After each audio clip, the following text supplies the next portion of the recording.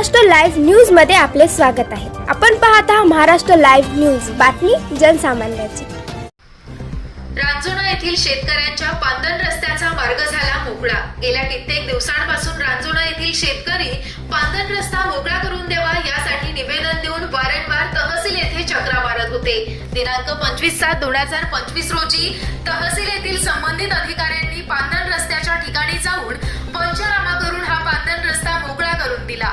हा पांदण रस्ता मोकळा झाल्यानं अनेक शेतकऱ्यांनी समाधान व्यक्त केलं। तर नायब तहसीलदार भोजने, मंडळ अधिकारी आणि तलाठी मॅडम प्रत्यक्ष 2 किलोमीटर पायी चालून हा रस्ता पंचनामा करून सर्व शेतकऱ्यांची सहमती आहे असं लिहून घेऊन हा रस्ता मोकळा करून देण्यात आला। त्यामुळे सर्व शेतकरी बांधवांनी आलेल्या अधिकाऱ्यांचे आभार मानले आणि समाधान व्यक्त केले।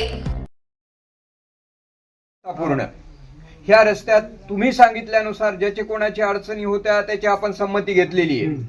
कोणाचीच हरकत अडथळा आता काहीच नाही म्हणले तुमच्या समोर, नाही ना?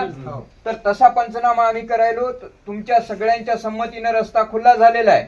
परत या रस्त्यासाठी इथं कोणी येणार नाही तुमच्याकडे। 210 पर्यंत झाला ना आता खुला, बरोबर आहे? ओके करा पंचनामा।